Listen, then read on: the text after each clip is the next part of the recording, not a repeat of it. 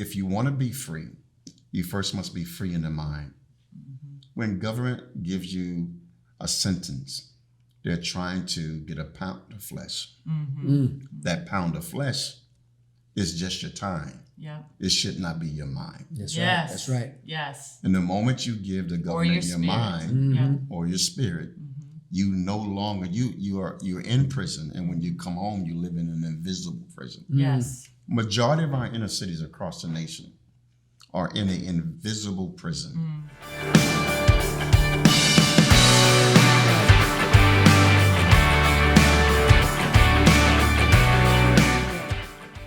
Welcome to TYRO TV. I'm Ron Tijerina. And I'm Cathy Tijerina. And today we have a great special guest with us today, a new friend of ours that we got to meet in Philadelphia, Pennsylvania, by the name of Tony Lowden. Now, Tony, we are so excited to have you here today. He is the Chief Social Impact Officer for ViaPath. And I had to check and make sure I had that right, because that's kind of a mouthful, but it's a big job. And we're so excited to meet you and connect with you and to learn more about what it is you've done. So before we get started, just give us a brief, what does that mean? Chief Impact Social Impact Officer. I guess I get paid to do impact in this criminal justice space, but ViaPath Technology, we put our tablets all across the country, inside prisons to help men and women change their lives.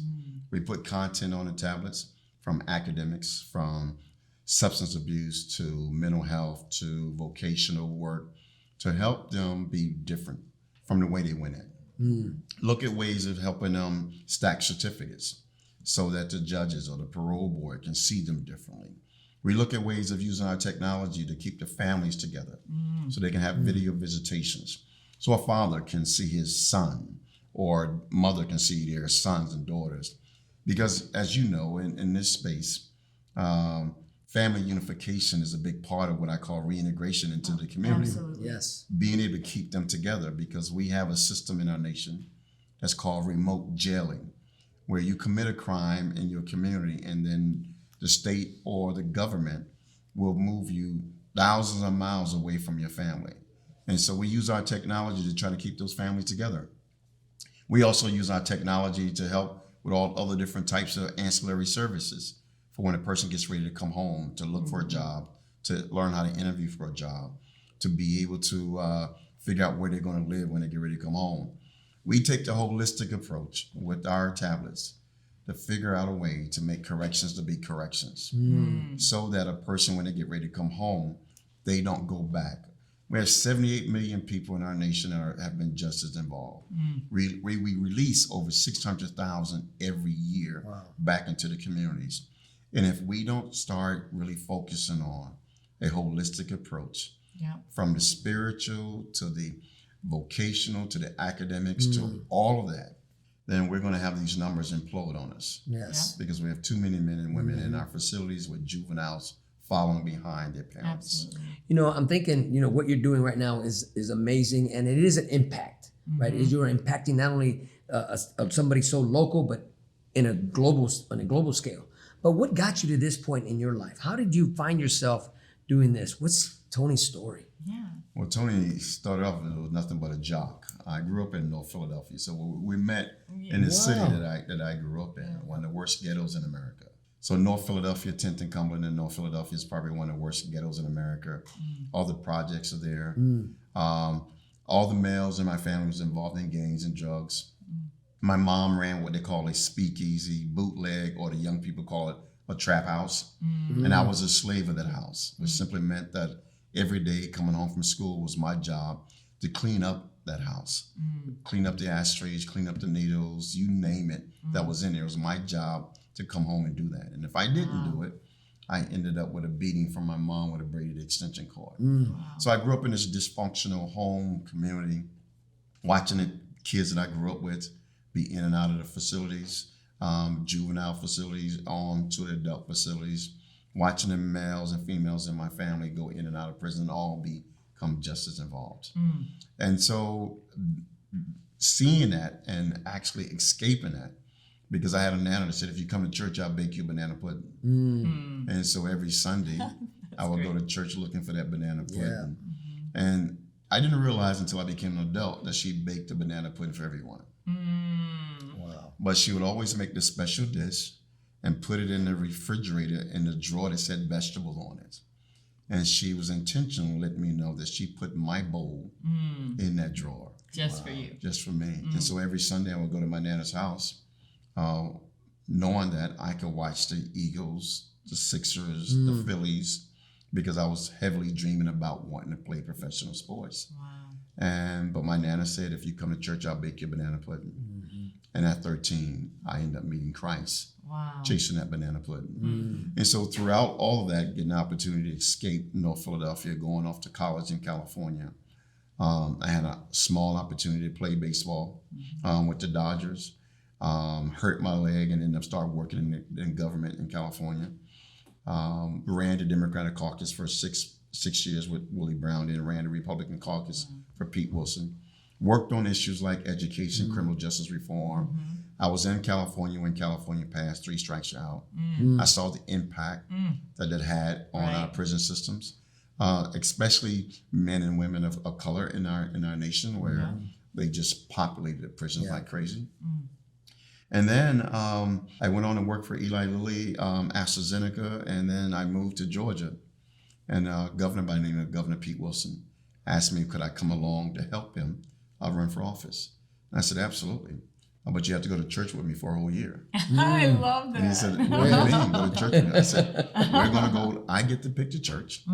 We go one church every Sunday for a whole year. And we're not going to ask them to vote for you.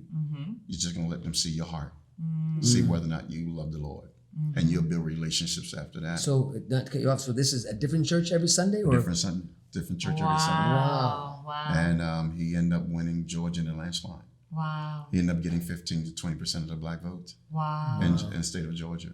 Wow. And then he appointed me to be a part of the Governor's Office of Transition Support and Reentry, which simply meant that we looked at all the issues in Georgia to help try to turn around Georgia in criminal justice reform.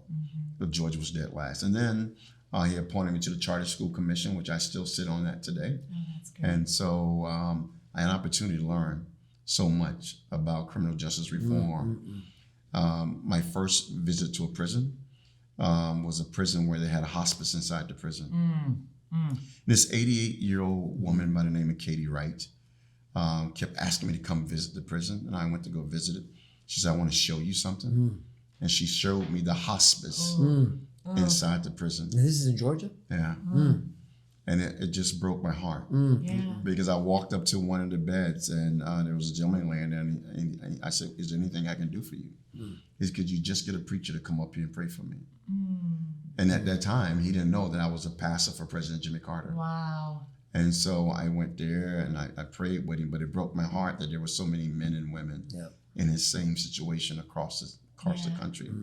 When we look at our prison system, we see an increased number of people that are dying in the prisons. Increased number of people who are veterans who are becoming inmates inside the prisons because they fight some of the longest wars.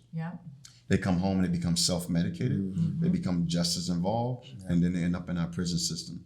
So much that we have veteran dorms across the nation now. If we look at the mental health that is in our prisons now, we have men and women who are thrown into the general population suffering from mental health. Because we close all our mental health facilities across the country. So we're incarcerating the homeless, the mentally ill, the veterans, those who are addicted to drugs, and these numbers are growing like crazy. We got to do something better than what we've done. It's not sustainable. It's not sustainable. Absolutely. And so we made a major improvement in Georgia.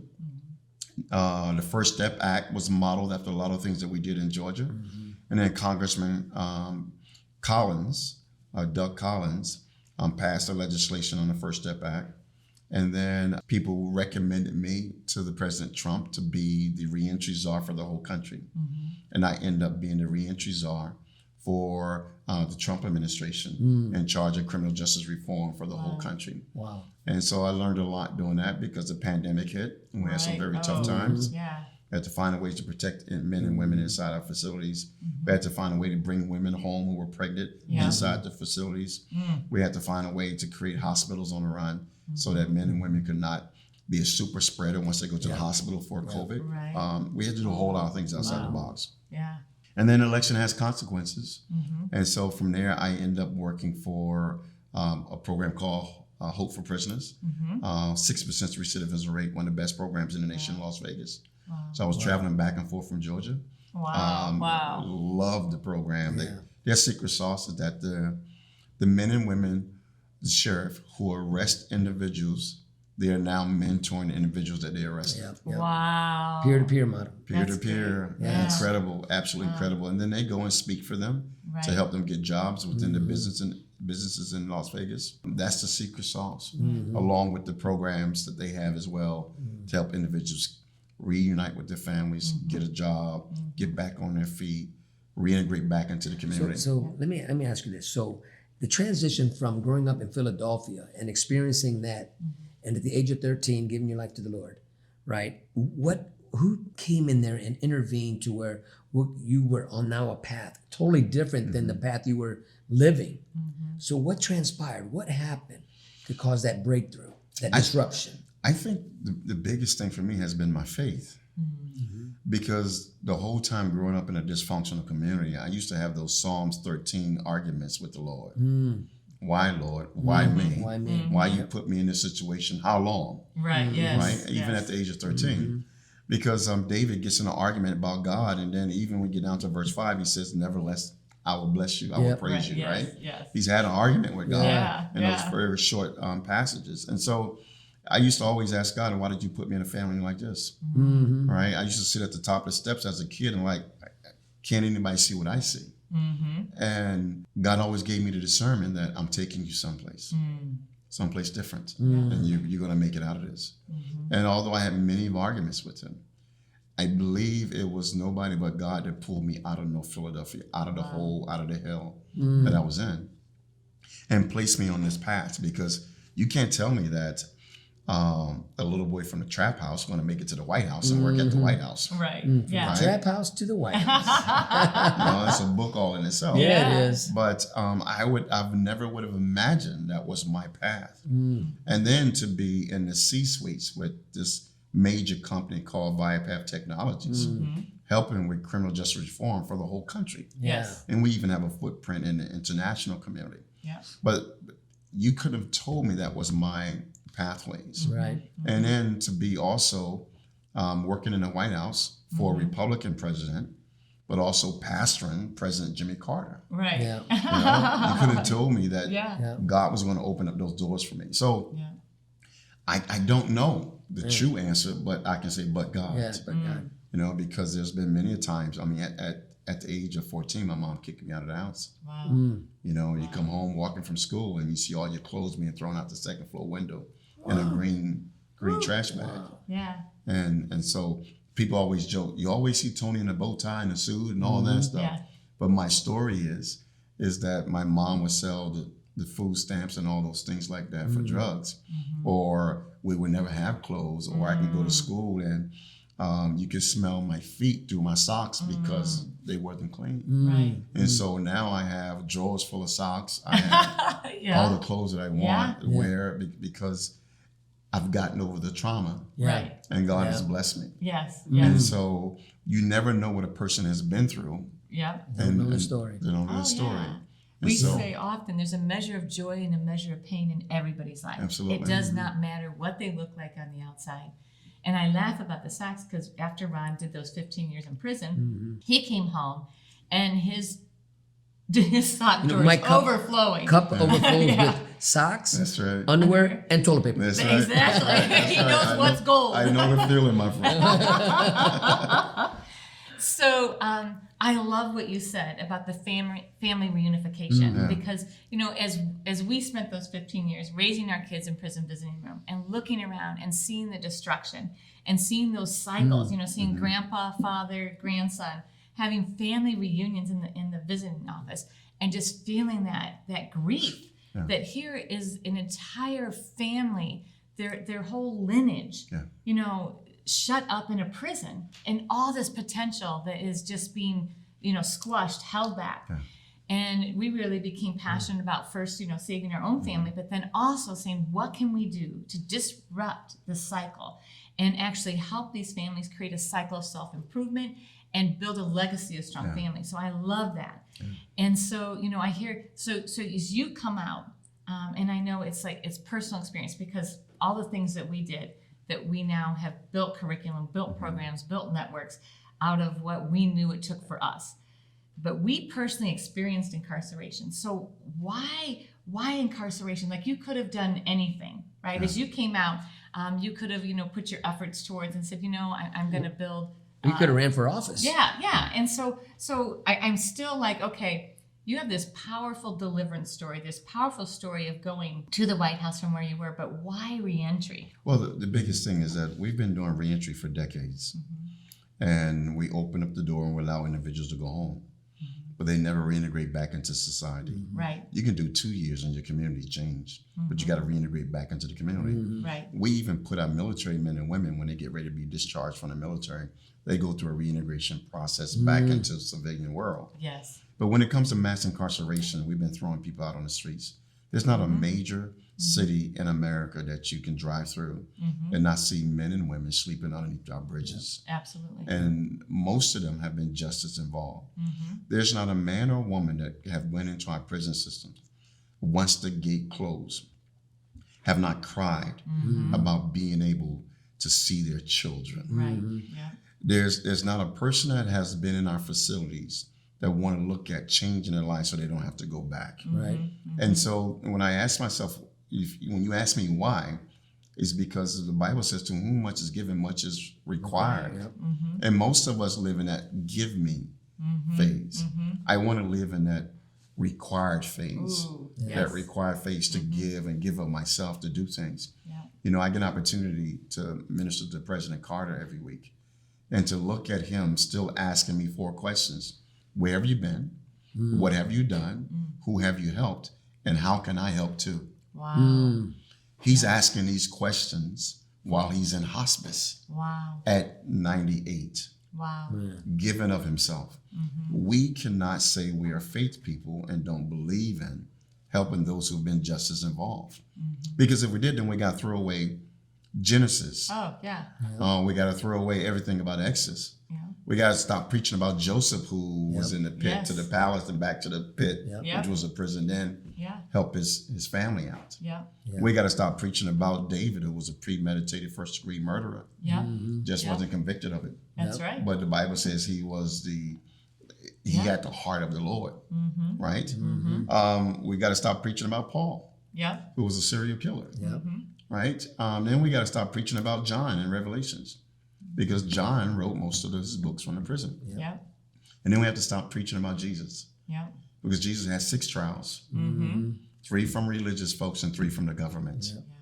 And then he came back out of the tomb and became a returning citizen to save the world. Yeah. Yes, I love that. Yes. So we got to look at ways of making it all about the Lamb again and practicing who we are and looking at ways of saying government.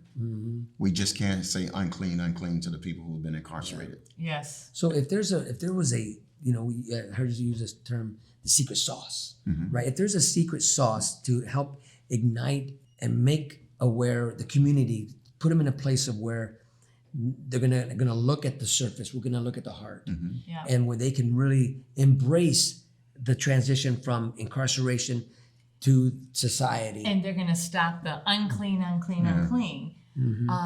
So what do you say? I say the perfect storm has happened. The pandemic came and there's lots of people that don't want to return back to work. Yeah. Right. There's a lot of people who want to be social influencers now and use technology to make paper, right? Right.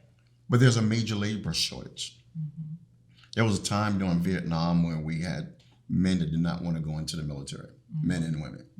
And the courts would say, okay, you got a choice. You committed a crime, you go into the military, or you go to prison. Which one you want to do? Right. And most of them chose to go into the military. Right. We have an opportunity now where we can help men and women behind bars, train them, prepare them, even by zip code, to what companies are available in hiring with inside their communities. Yeah. Train them with CDLs, Yes. apprenticeships, Yes. manufacturing jobs, data entry, all those different things now. And then release them if they go to a transitional center where they can sleep in a transitional center and then go to work. Yeah. Yes. And then look at ways of saying, once they finish that work, by earning all those stackable credentials on technology, we put them in society and we connect them with the Chamber of Commerce. We fill those jobs. We keep America running. Yeah. We do things that can help them reintegrate back with their families. You change the stigma because these people are hungry. They want to work. Yeah. They want to take care of their families. Yes. And what more pride can you get by getting a check and not have to look over your back with the police chasing you? Yep. Yes. Right? I've seen the success stories all across the country of that's happening.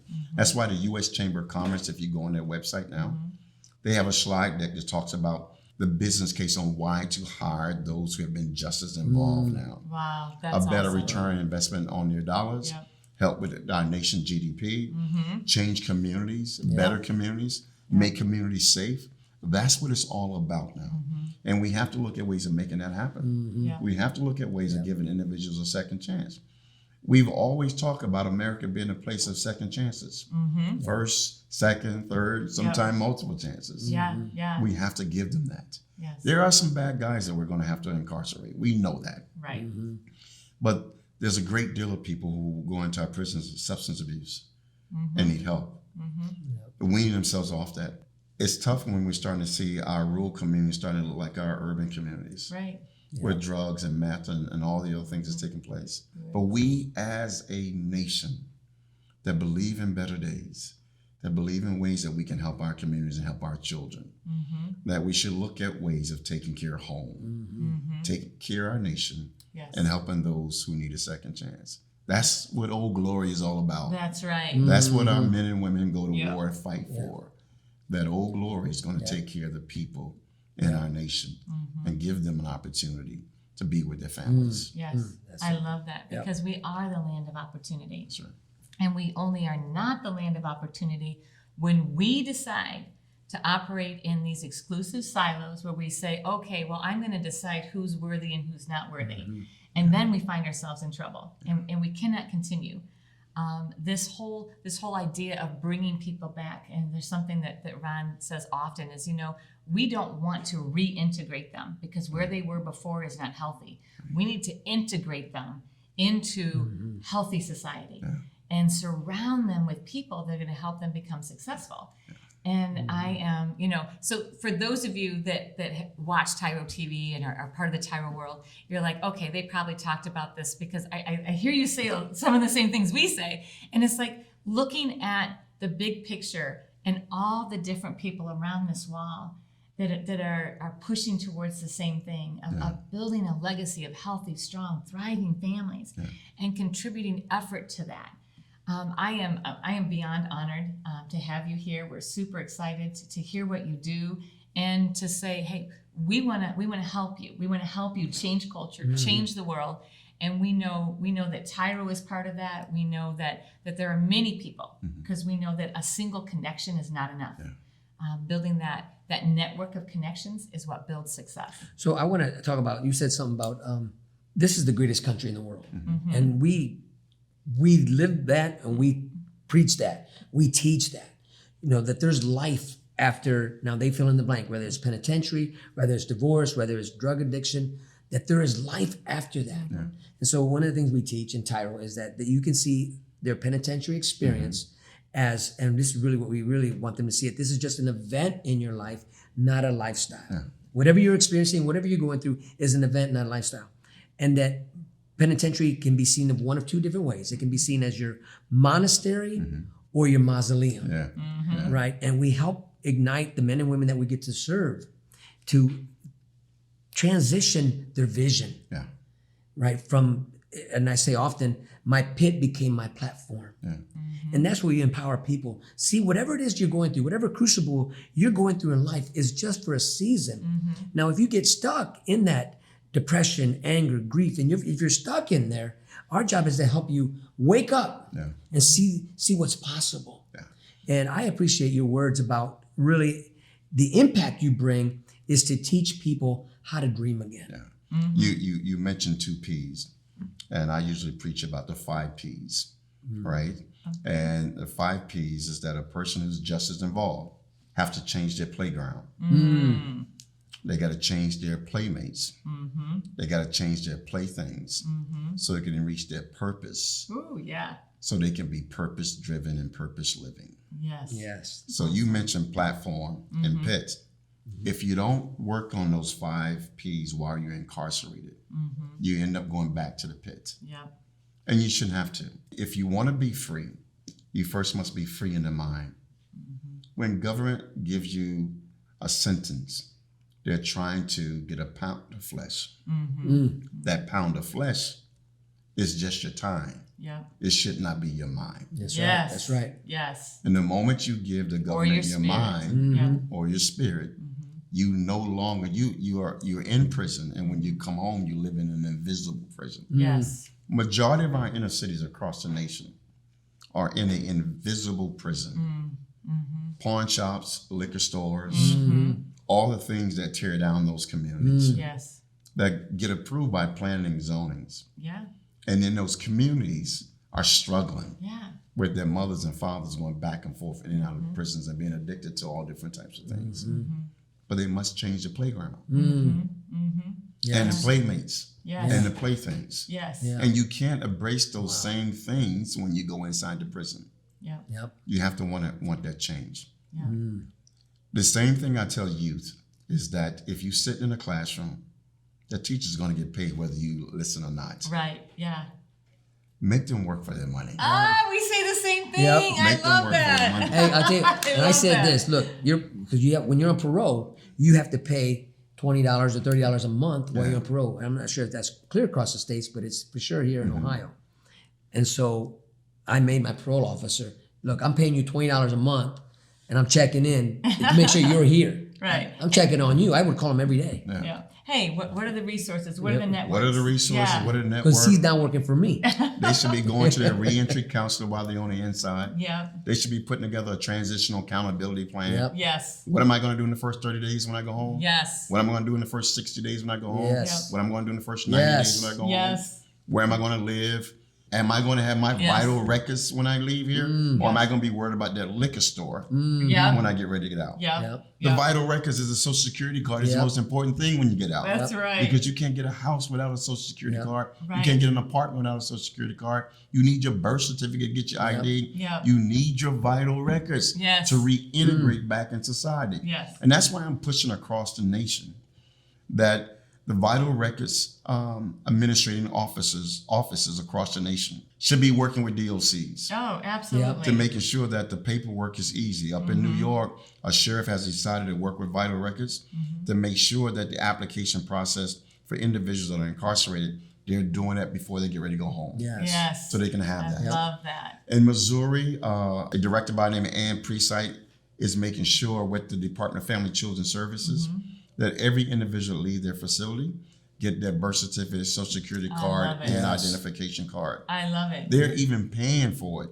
Yes, it I was happen. just Yeah. going to say the Right. The money state is is an paying for obstacle. it. Yeah, that's great. And so you take away the barriers Yes. that stop a person from reintegrating back into society. yeah. Yeah. Here we are in a technology nation right now trying to look at AI Yes. here in 2023. Yeah. Why is it that we release 600,000 men and women from prisons and we can't get them an identification card? Right. It makes no sense. Right. Those two things don't add up. Yep. Yep. If we really want to change the direction of criminal justice reform.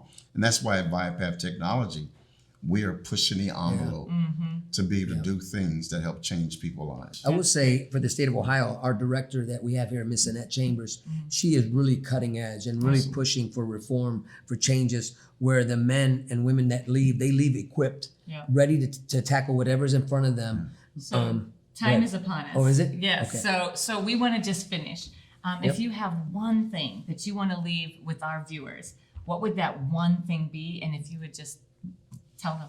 I think the one thing I would say to the men and women that are maybe incarcerated, maybe watching this on streaming or YouTube or something, or on our tablets, you got to grind. You got to want to be able to do things and live for your family and for your children. Think about your little girl. Think about your son. Think about your bride or your girlfriend who's home. And you want to start doing time for them. They shouldn't be dying on the outside because you're dying on the inside. If you live, they'll live. If you start getting on the technology and tablets, don't always be focused on the games and entertainment, because that is not going to stack credentials so you can go back and reintegrate back into society. You got to want to live. You can change your playmates from the inside. You can change your playthings from the inside. You can change your playground, playmates, all those things to reach your purpose from the inside. But more importantly, you can reach your purpose. If Nelson Mandela can become president once he get out of prison, you can come back into your community and be a father and get a job and be a productive member in society and reintegrate back into the community. Those things are up to you. To the families that may be listening and watching, don't quit on your loved ones. I know it's tough sometimes accepting calls, putting money on books and all that, but you got to do life with them, because life in prison doesn't mean death anymore. We got to look at ways of getting prepared to bring our people home. And to any administrators out there, we have to look at ways of making sure that corrections is corrections, not warehousing people to be the same way they came in, to the same way they go home. Let's change the game. Let's do something different. Oh my goodness. Awesome. Well, thank you for such a strong word. Thank you for your time. We are honored, as Cathy said, and blessed to be here with you. You know, and thank you for taking the trip to come and be with us. It's been an honor and a blessing for both Cathy and I and the team. We're excited to continue our journey with you. As President Carter says this every time we meet, and I say it back to him, that I love you and ain't nothing you can do about it. I love it. I love it. Well, thank you all for being part of our journey today. I'm Ron Tijerina. And I'm Cathy Tijerina. And always remember that we are rooting for you.